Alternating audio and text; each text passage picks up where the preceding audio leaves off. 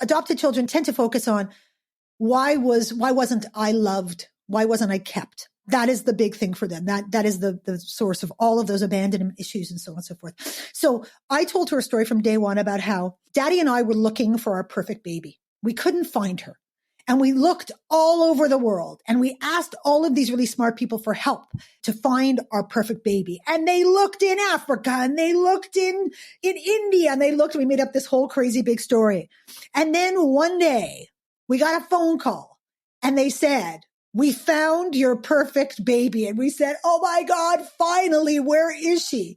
She's in China. Okay. And then I make up this crazy thing about all the things we packed in our suitcase. We did this for our perfect baby. We did that for our perfect baby. We did this. And we went to China and then blah, blah, blah, blah. And then they gave us to you and we said, oh my God, there she is, our perfect baby. I'm Srini Rao, and this is the Unmistakable Creative Podcast, where you get a window into the stories and insights of the most innovative and creative minds who've started movements, built thriving businesses, written best-selling books, and created insanely interesting art. For more, check out our 500-episode archive at unmistakablecreative.com. Leslie, welcome to the Unmistakable Creative. Thanks so much for taking the time to join us. I've been waiting for this one. This one was had a little red star next to it. And I was like, this one's going to be good. It's going to be good. Oh, I am so excited to talk to you. I absolutely loved your book. I remember when Jeffrey told me that you had a book called Swagger, I thought, yeah, this is somebody that I want to talk to. And then I sat down and I read the whole thing in 2 days because it was so good. But before we get into the book, I want to start with a question that I think is really fitting given the nature of your subject matter. And that is, what social group were you a part of in high school? And what impact did that end up having on the choices that you've made throughout your life and your career? Wow. Okay. I didn't really fit into any one group. I was kind of cliqueless. I was able to fluidly move between different groups. I also didn't stay in one school for really long periods of time. So I just kind of found the quirky, amazing individuals that I loved and then hung with them as it suited me. I've always been that independent thinker because I could hang with the smart kids because I'm super smart. I could hang with the cool kids because I get it. I couldn't really hang with the jocks because I didn't get that.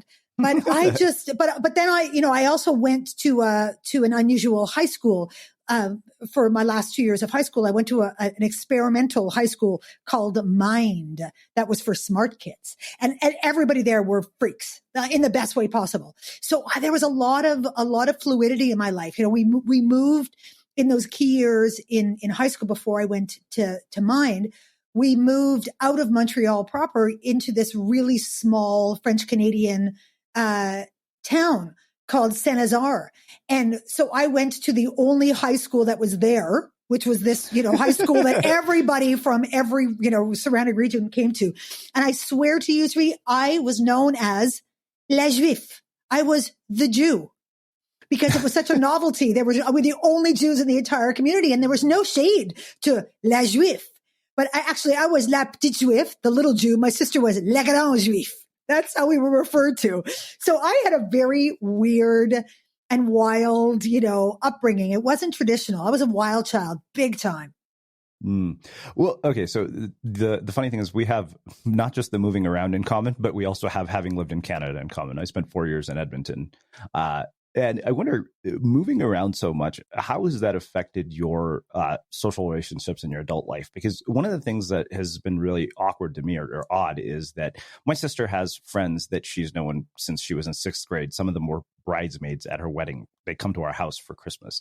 My closest friends are people that I've met in probably the last 10 to 15 years. And, I'm 43 now because of the fact that we moved around so much. So I wonder, in your adult life, what has been the impact of all that moving around? It has made me absolutely fearless when it comes to forming relationships because I know that I can. I've had the proof. I moved to the UK when I was 19. I packed my bags, moved to the UK, didn't know a soul, and lived there for 17 years. So I am really fearless when it comes to forming new communities and joining new communities. And I love that. To me, change is exciting. So I can make friends anywhere. And I love making friends anywhere. So my friendships have, I still have some friends from back in the day, like from summer camp. And I have, brand new friendships, and I have people all over the world who I'm still deeply connected to. So that's another thing I think too, is that proximity doesn't matter to me. Connection is connection. And so I have people that I consider to me my dearest and closest friends who live all over the world, who I see, once every 3 years or 4 years or something. Yeah, I think that's one of the beautiful things about having moved so much. It does really make you a citizen of the world. And I kind of feel the same way. Like, I feel like I can go into any country. And at this point, I feel like I could pretty much go anywhere on the planet and I could find somebody I know or somebody who listens to this podcast who I can hang out with. Yeah. If not, I'll make friends with them in 2 seconds, and who cares? They'll be like, we've known each other forever. Yeah. Well, so I have to ask about the school. As somebody who is constantly obsessing over how we, transform education, what was this school like? You said it was sort of like a school for freaks and geeks, and I wasn't going to let you off the hook on that. I want to know more. Well, it was an experimental school, and it followed the traditional curriculum. Like, we still had to take the traditional, exams, but it allowed you to work at your level, not your grade or your age. So, for example, I was so off the charts when it came to languages and Englishes. The only people in my English class were me and my teacher. That was it. We used to just hang out. We used to go, this is back in the day, right? It's back in the day. And we used to go to the coffee shop down the street, because my high school was downtown Montreal. And we used to smoke cigarettes and drink espresso and discuss literature. It was crazy. And I was completely backwards when it came to math. And I really had zero aptitude, and they had to drag me through. I think I finally graduated maybe grade 9 math in order to be able to graduate. Maybe it was grade 10, but I mean, they spoon fed me this. And I was in the class with kids who were 3 years younger than me. And no, we didn't care. That was just not the way that it was. We all, we would have, twice yearly, we would have what they called group projects, and we would sign up for some crazy radical thing. So it might be winter camping or learning a martial art or volunteering in the community or whatever. And then we would do that thing for a week to 10 days, and we would be graded on that in terms of, our civic responsibility and our ability to collaborate and our problem solving approaches and everything. And we would get graded on those experiences just as stringently as we would for our academics. So we hired and fired the teachers. We made decisions about whether we liked a teacher. We called our teachers by their first name. We had a smoking lounge in my school, and we used to sit around listening to, like, the Doors and the Sex Pistols. And it was really incredibly unique. And for someone like me, it was everything that I wanted, because I have real problems with traditional authority, and I could not be tamed. I really had not. You had to earn my respect. Respect wasn't something that came out of hierarchy or power or status. It was, if I don't think that you're a good human, you're not going to get anything from me. And I will judge you based on that. That didn't go well in the traditional high school. Can you imagine, right? Can you imagine? Like, and my parents respected that, because I'm a good human. I was never a bad kid, but I was a rule breaker, rebel. I didn't take shit from anybody, and I wasn't having it, and they never worried about whether I would be okay in the world, but they did worry about whether I would be able to get the kind of credentials to go out and do my thing in the world. Yeah. Well, you're talking to the guy who told the dean at his business school that she should fire everybody in the career center, divide their salaries by the number of students, and issue all of us a refund so that we could hire our own recruiters. Yes, baby. Yes. So, yeah. And one of my friends said, you really didn't go easy on her. I said, dude, I'm like, she may think the president of the university is her boss. My tuition dollars pay her salary. So she answers to me. She works for me. Yeah, I know. That's the thing is, when you unburden yourself of the nod to any kind of perceived power, you see the world completely different. You're like, hey, wait a second. You don't have any power over me. You don't control me. You don't get to have influence over me. I decide that. I was also someone who was immune to peer pressure. You couldn't get me. Like, I'd look at you and laugh. I'm like, yeah, whatever. Do you, boo. I'm going to do me. That was my approach to things. But I was wild. Like, I started my first band when I was 16. I moved out of the house when I was 17. When I was 14. So this is, I was born in 64. I'm old. Please, everyone do the math. So, when I was 14, I had like a mohawk. I'd shaved sides of my head purple. People used to cross the street to avoid me because you didn't see people like that in particular in Canada, but certainly, in North America at the very least. So I didn't follow rules at all, but I've always been all about love. I'm like the biggest marshmallow on the planet, but I look like a badass. Do you have kids? I do. I have Okay. two amazing kids that are both adopted from China. Cause, that was something that I wanted to do, like with every ounce of my souls. I wanted to adopt girls from China. So that's what I did. I have two gorgeous, amazing daughters, 19 and 12. Okay. Do you know one way that the top 1% have sustained generational wealth? Investing in blue chip art. In fact, the wealthy allocate an average of 10 to 30% of their wealth into the art market. And while blue chip used to be inaccessible to the everyday investor, that's no longer the case. Because Masterworks is making adding art to your portfolio possible. Masterworks allows everyday investors, just like you, to invest in multi-million-dollar paintings from iconic artists like Picasso, Warhol, and Basquiat at an affordable entry point. And even better, they're giving you priority access to their newest offerings. Build a smarter portfolio today at masterworks.art/Picasso. That's masterworks.art/Picasso. See important disclaimers at masterworks.io/disclaimer. The Tech Nation visa enables global tech talent to live and work in the UK. As we work to create cutting-edge technologies, you can help build a future we all want to live in. Join a nation enjoying record levels of investment and find the perfect role for you. Whether you're an experienced coder or a product management expert, live, learn, and lead in UK tech today. Search online now for the Tech Nation visa. So numerous questions come from that alone. The reason I asked is because you mentioned how you were educated, and I wonder, one, how that has influenced the way that you are choosing to educate your kids, and then two, which I realize is a big question, and that is, if you were put in charge of reforming the education system based on the experience you had, how would you do it? Oh my God. How much time do we have? I'm thinking we might have to do this in two parts. I swear to God, how because much you have in the book. I just posted something about this on LinkedIn like 2 days ago. And I did a little poll. You don't have enough choices on LinkedIn polls, but I said, what do you think is missing from the education system?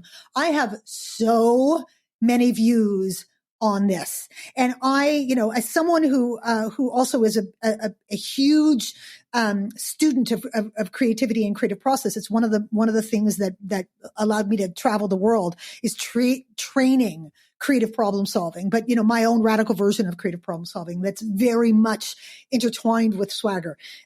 Is I think that critical and creative problem solving are absolute keys to adult success. And I think that it blows my mind that we are not teaching kids how to be problem solvers, because once you teach them critical and creative problem solving, so many of the other things you are trying to teach them will come naturally because they will seek it out, as the ways to fill the gaps in their knowledge. They're going to become so hungry for it. The why, the root cause, the what's the real problem here becomes the driver for so much curiosity and so much power. I think that we need to be taught the concepts of leadership. What does that mean? How do you lead from the side and not just the front? I think that we need to teach kids about what it means to truly embrace diversity and diversity of thought. So inclusion on a whole different level. I think that we need to allow kids to find their own tracks of learning much, much, much earlier in the process. I think that understanding the basics of numeracy and the basics of reading I think once we get that in place, then it should be, okay, what turns you on? Let's go on this track now. Is it art? Is it science? Is it, what is it? And then let's play with that and let's go much deeper. So I think it should be much more like a university curriculum where you get the options to play. Because what I taught my kid was, I said, babes, as it is now, school is a game. Those who graduate win the game. You got to learn how to play the game. Don't worry about what you learn.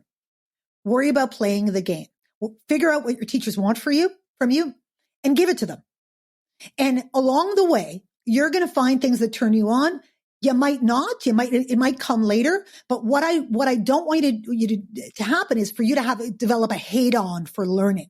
So just kind of put it on hold and let life teach you right now. Play the game, learn the social game, learn how to outsmart people, learn all of that, those critical life skills. And once you're out of high school, hopefully you won't have a hate on for learning. And then when you go to university, if that's what you choose to do, then you can really start to play. You can really start to get stuck in. And that's what she did. She treated it as a game. And I was like her wingman in navigating that game. And she came away from high school. She started off really rough. She was doing a lot of experimenting, a lot of challenges and stuff, which again, I got respect for. I got to support her in that. I was the exact same.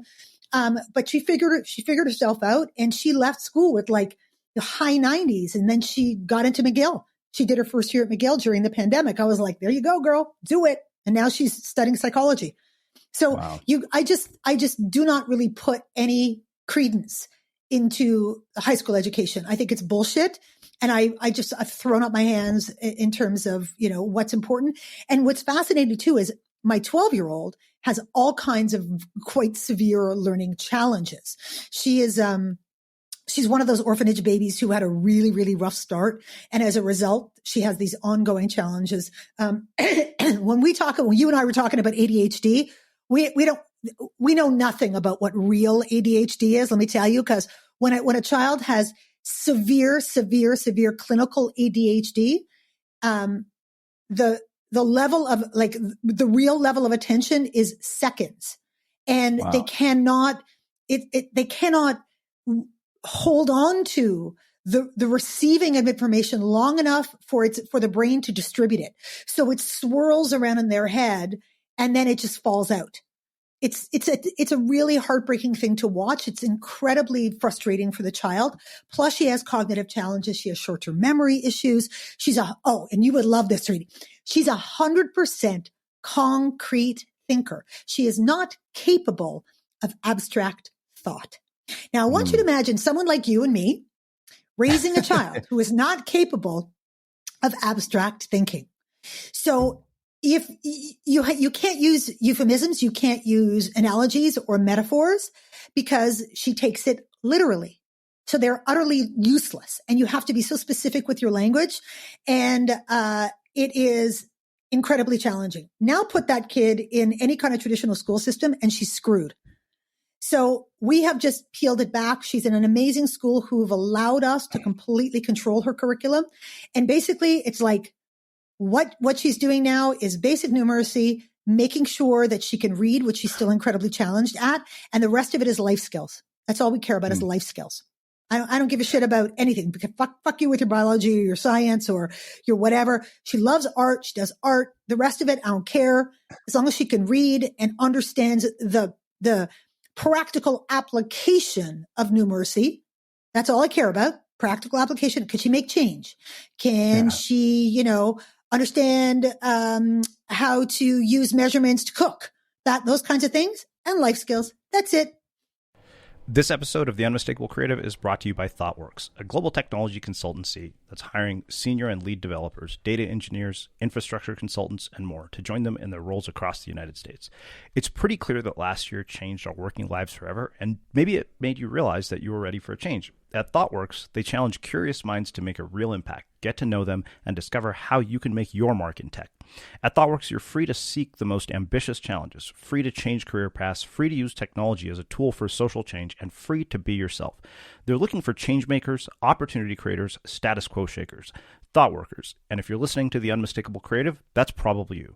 Learn more and apply at thoughtworks.com/careers. Again, that's thoughtworks.com/careers. Wow. Well, it makes so much sense now, why I thought what I did about your book. As I alluded to before we hit record, you took something that so many people talk about in a way that's super abstract and you made it really concrete, which is why I loved it. But before we do that, before we start digging into that, there's one more question. Like I said, if we have to do this in 2 parts, we will. Because I think go, baby, go. Way too much for us to cover it in 1 hour. You mentioned that you had adopted daughters from China. So one of the things I mean, numerous questions come from that alone. The first is, what is the bonding experience like, or the bonding process with an adopted child, and how does it differ, do you think, from somebody who has a biological child? Two, with them having been born in China, how much of that culture do you retain? How do you retain it? And then how do you preserve the identity from that culture, and while simultaneously integrating it with the fact that they're your kids who are basically French Canadian? Okay, big questions. So the first part is, I cannot speak to the experience of making babies with my body. So I don't have that point of comparison, but I can tell you this. If there is more love to be had for a child than I have for my children, no thank you, because my fucking head would explode. Like I could, you know what I mean? Like, no thank you. I'm good. I'm good with the amount of love that I have for my kids, because basically I would peel my own skin off for my children. So there's that. Okay. The bonding experience is pretty amazing, because think of it this way. One of the reasons that women go through so many hormonal challenges during pregnancy is to seduce them into the acceptance of this little being, right? All of the hormones that are released during birth are all of those connection hormones, which is why, when women don't have those hormones being released, they experience postnatal depression, right? They don't have that natural connective thing, and they feel really lost. And then their chemical imbalance is all out of whack, and so on and so forth, right? They don't experience that. When you adopt children, you're kind of slammed into the experience. You wait for a very long time. So you have all of this anticipation, which is so unnatural. If you told a pregnant woman she would have to, gestation's going to last a lot longer. Like, let's go for 3 years. They would kill someone. It is too long to wait for a baby. But that's what you commit to when you're adopting children internationally, and particularly. So it's a much longer anticipation. But then when the anticipation ends, you get a phone call and you say, okay, you got 2 weeks. You got to be in China. You're like, what the okay. And you only then find out the age of this child. We knew we wanted a girl, so we knew what the gender was going to be. And it's the first time that you see a picture of this child. So it's going to be, a child who's probably anywhere between 5 months old and a year old at that point. That's pretty traditional for Chinese adoption. So there you are, you got the picture of the kid. You got to name this kid, because you got to do the paperwork on the child to bring them back into Canada. So you got to name them. You've never even met them. And you are now going to get a fully formed little human who had a mysterious life up to that point, for which you have no medical history whatsoever. And they're going to put that little human in your arms. I want to tell you that if you are someone who has the capacity, I'm going to cry while I'm talking about this. It's funny because I don't talk about this so much anymore. But if you are someone who has the capacity for love, like I do, and the biological process was for me inconsequential. I was like, wait, there are babies in the world who need mothers? Well, fuck, I'm not going to make more babies. I'm going to go get the babies that need mothers. Why would I go make more babies? That's a vanity. It's so selfish, parenting is about raising children. It's not about making children, So you take someone like me and that with that recipe, from the second that they say, this is your child and here's a picture, you want to rip the throat out of anyone who is standing in the way of you and your child. And you think, if anything happens to my child between now and when I can hold her, someone is going to die. Like it is the amount of ferocity, the protective, nature, and that thing that happened even before I met my daughters. I'm totally crying. It was unbelievable. And then when they handed them to me, oh my God, you would have to have pulled them out of my cold, dead hands. So We bonded from second one. Neither of them were particularly easy for their own reasons. No child is easy. Every kid has their own stuff. You have to learn them. They're just more formed, and you don't know what's happened to them. And in the case of my younger daughter, bad things happened to her. She was pretty much left in the dark on her back for 5 months. So, in terms of her development, it was completely unnatural. And I had to decode her. I had to figure out because they don't tell you that. But when you discover that the back of your child's head is completely flat as a result of being left on her back, and her legs are splayed like a frog and she can't bring them together because of the weight of her knees from being left on her back, you start to unravel the mystery and go, okay, what are we going to do for this child from day one to try and regain some ground? And there was ground that we could never regain. Whereas my elder daughter was already a year old when I got her, and she was a fiercely independent little thing. She was like, you people can love on me, but I will decide just how much I need from you. She was not a cuddler. She was not a snuggler. She was not a, whatever, but she kind of allowed us to parent her. But it took her a lot of years before she could accept just how much she was loved by us. It was really fascinating. But you do this, because it is an important thing to do for all of you, and so that is, my spiel about bonding and so on. In terms of culture, I've always been incredibly torn because they are biologically Chinese. They are ethnically Chinese, but culturally they're kind of Jewish Canadian because that's the environment that they grew up in. And so what I was very conscious of is the pull of making them feel even more like the other. And, when they were little and we'd spend a lot of time with social workers when you go through the adoption process, and a lot of talk about celebrating their culture and integrating it and so on and so forth. And, my older daughter was in Mandarin class initially, and we took a little bit of Mandarin. But I turned to my husband one day, I'm Jewish and he's like white bread, and I said, okay, so they're going to learn how to speak Mandarin, or she's going to learn. Who the fuck is she going to talk to? It's not like, it's like now there's even more otherness about her. And what she is getting used to is the Jewish holidays and her bubby and her Zaidi and her cousins and blah, blah, blah. And I want her to feel a sameness, an acceptance, a part of a family and a community, as opposed to a reinforcement of, but you're different, you're other. So what we did was we always played in Chinese culture. We always embraced that. We always celebrated Chinese New Year. We always, spent a lot of time in Chinatown, and we found friends, in the Asian community so that our kids could have those kind of relationships and see themselves reflected in their eyes. But we didn't go deep into Chinese culture because I think it's really hard to do that.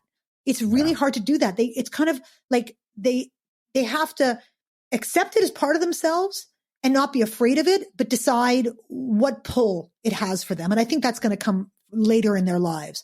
I just didn't want them to have a hate on for it, and for it to make them feel even more different than they do as children of, internationally adopted children. Because think about this. If you're an adopted child, there's no assumption that you're adopted. You walk around with your parents and nobody goes, wow, that kid really looks different than their parents. They don't notice it.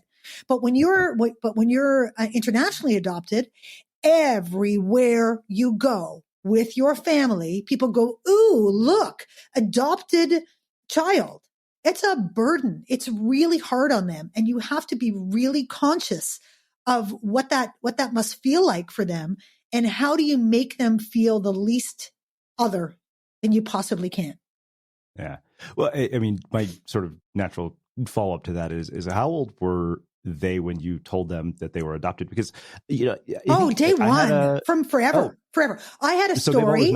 Always known. I mean, they're Chinese. We're white, and there's not, it's not like it's a big secret. But what I did was I from day one with my little one, I had a story that I told her about what happened, and I think what's important is, adopted children tend to they tend to focus on why wasn't I loved? Why wasn't I kept? That is the big thing for them. That is the source of all of those abandonment issues and so on and so forth. So I told her a story from day one about how Daddy and I were looking for our perfect baby. We couldn't find her. And we looked all over the world and we asked all of these really smart people for help to find our perfect baby. And they looked in Africa and they looked in India and we made up this whole crazy big story. And then one day we got a phone call and they said, "We found your perfect baby." And we said, "Oh my God, finally, where is she?" "She's in China." "Okay." And then I make up this crazy thing about all the things we packed in our suitcase. We did this for our perfect baby. We did that for our perfect baby. We did this and we went to China and then blah, blah, blah, blah. And then they gave us to you and we said, "Oh my God, there she is, our perfect baby." That's the thing. And I don't know how other people would feel about this. And I don't know if I would get a hate on for this or not, but I never referred to my daughter's biological parents as her mother, biological mother, or her biological father. I refer to her biological mother as the lady who made you. Wow. Because I want them to know that I am their mother. Because a mother in the parenting sense is not someone you ever want to think can leave you. That's like the opposite of what abandonment is. So I never wanted them to have that sense in their head that a mother could leave you because I am their mother and I would never leave them. So I made that distinction as well. Yeah. Well, so, naturally that raises another follow-up question. I had a really good friend who, when we were studying abroad in Brazil, he was from Denmark. He was Danish, but he was adopted by Danish parents from Colombia. And he actually started looking for his birth mother, and because he just happened to be in South America. And I remember asking him about the experience. He said, it's sketchy because he said, one, it's Colombia. We have no idea what the hell we're getting ourselves into. He said, the other thing is, for all I know, I could discover that she's a prostitute. Mm-hmm. It was really just this web of intricate emotions. And I wonder, have your daughters ever asked about their biological parents? Like, have they been curious about finding out who they are or where they are or anything like that? Yeah, well, my 19-year-old for sure, she talked more about, she kind of lamented the fact that she didn't know what her biological mother looked like. She couldn't look into that mirror of family to see, well, what are the things that I got from my biological mother and that kind of stuff. And also not knowing her medical history, she's found that to be challenging. Like, I don't know if I'm prone to this or if that could be an issue or whatever. She hasn't really talked so much about wanting to know if she had siblings or any of that kind of stuff. And she's talked a little bit about she's curious, but she doesn't seem to be driven. And we've said to her, look, with the almost zero information that we have, you say the word and we'll go. We'll do everything we can to go and try and find them. That's what you want to do. I'm so down for it. She doesn't seem to have that yet. And she may never, but she knows that we would support it 1,000%. Like, we are tight, we're a tight little unit. And she knows that whatever she wants to do in this world, I have her back no matter what it is. So there's that. My little one, it's a much more difficult concept for her to grasp. So she likes to tell people that she's born from China, as she puts it. I'm born from China. And when she meets people, of Asian descent, she'll say, "Where were you? I'm born from China. Where were you born?" And then they'll say, maybe it might be China, it might be Korea, it might be whatever. And she's very, very interested in you. So where were you born from? Were you born from China? Where in China? And do you go to China? But she's never so far expressed the desire to go there. And again, except that I got to admit that, for her, my little one, I want to kill the people from that orphanage for what they did to her. Like, I want to kill them. I want to kill them for the level of neglect that they inflicted upon her. So I am much more like, just don't even look at my baby. Don't even look at my child, because I'm mad at them. I am mad at them. My other daughter's orphanage was fantastic. It was amazing. But my little one got a really, really rough start. So one thing I wonder is, when you have adopted kids, particularly when you adopt them that young, it's like certain things, if you have biological parents, you inherit certain personality traits. Like I realize I am a lot like my dad, and there are certain things I definitely get from my mom. And so I wonder, there are probably not things that get passed on genetically, but what have you noticed that has been passed on to them as just a byproduct of the environment, the byproduct of the fact that you're their mother? Versus something that they would carry on genetically. Nurture kicks the shit out of nature. It kicks the shit out of it. My daughter and I are so much alike in so many ways. My mother used to laugh, and she said, even when I watch the two of you walk from behind, you even walk the same way. We also have all kinds of weird similarities in terms of like weird things like we both have incredibly flat feet. We both suffer from eczema. We both got shingles at a really young age, which is unheard of. We both like all of these weird things. And she's like, why do I have all of the crazy stuff that you have? Like, you've got crazy stuff, and why do I have it? She is all attitude. She is all spice and in your face, and has an incredibly strong, creative streak in her. She's super musical. She's all of these things which are so me. My daughter is a badass. She is like, oh my God. And I have been told so many times, oh my God, your daughter is so much like you. And she is in some ways and not in many other ways. She's her own person, and she has a lot of stuff that is very dissimilar to me, but boy, oh boy, you can tell we are from the same family for shizzle, And my little one is her own person. I think she is much more the product of how safely loved she feels. So, she suffers from anxiety. She suffers from, all kinds of stuff. And if she did not understand just how fiercely she was loved, she would have a hard time functioning in this world. So I'm just so glad that we were the ones to get her. But she's her own little beast. She's sassy though, for sure. She got the sass. We call them M women. They are M women through and through, with the sass and the attitude. I love it. One thing about the little one, which I think will actually make a perfect segue into talking about swagger. So, I don't have severe ADHD, not the kind that your daughter apparently has. But one of the patterns I've noticed, and you come across this in books often, it's the CEOs of companies who are either dyslexic, have ADHD. So for some reason, whatever, weakness they have, they can basically channel that and compensate for it with these sort of extraordinary strengths. Like one thing I saw was you developed the superpowers.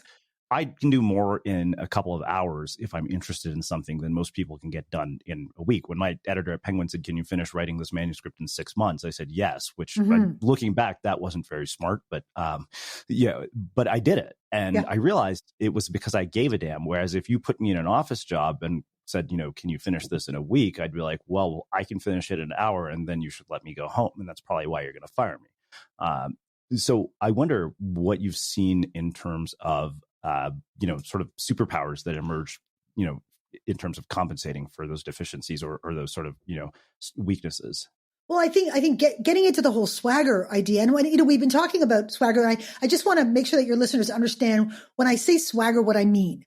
Because when you hear the word, you often think of that show-offy, peacocky, arrogant, in your face, that external persona crap thing, which is so not what swagger is all about. When I say swagger, I mean the ability to manifest who you really are and hold on to it in the face of all of that psychological crap that's going to come for it, regardless of situation or environment. So using that as a baseline, what I've learned to be true is that only by tapping into all of the things that make you different, magical, special, unique, idiosyncratic, not the same as,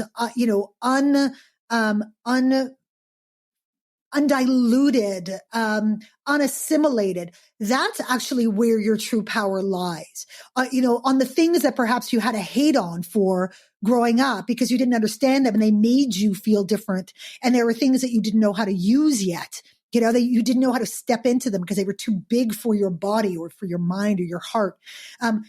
Those are very often the things that create success for us when we learn how to embrace them. those become the superpowers. So for example, if you have ADHD, like I did growing up, you can't, it's really hard for you to go deep on a lot of things, but you're happy to go broad on a lot of things. So you become kind of, jack of all trades, master of none, or you become someone who goes super myopically deep, like you find the thing that is your jam and you become the absolute expert in that. And as a result, I think you have more empathy, more compassion for people who also have those differentiators, which makes you a better leader for sure. And I think you also learn how to work around what you perceive to be weaknesses.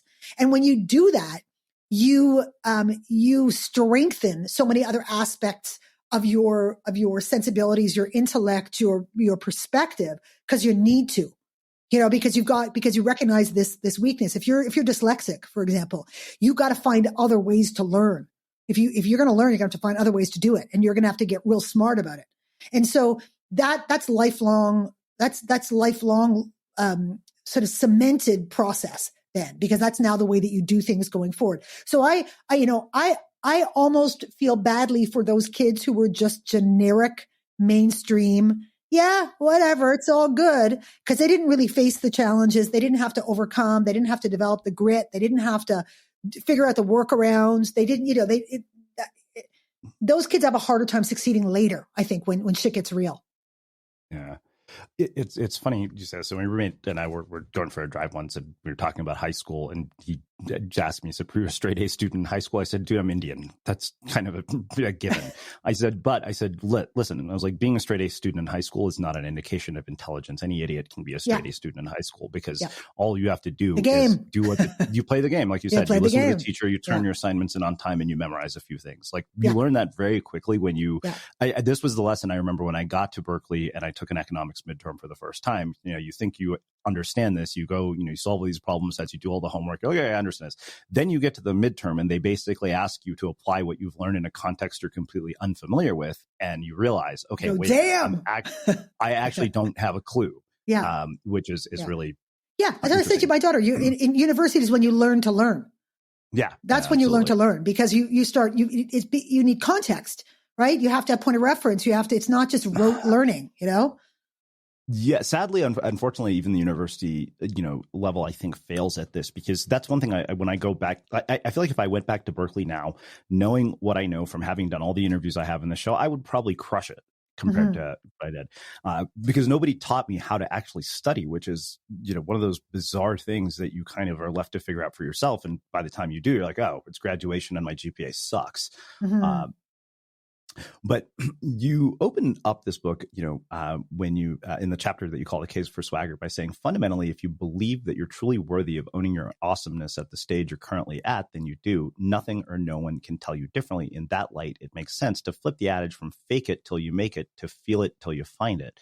And I guess the question that arises from that is, what is it that prevents people from believing that they're worthy of owning their own awesomeness? Like, where does that come from? Because every other fucking person around them is going to make it more difficult for them. It's like we all have forgotten that we all come from a place of, I have no idea. We all start from there, of a place of, I got nothing. It's the page is blank. My resume is blank. I have no skills, nothing. And we go through hell to develop all of these skills and this acumen and this experience. And the world keeps telling us we're supposed to somehow be further along than we are. I'm like, based on what? How is that the mark of someone successful?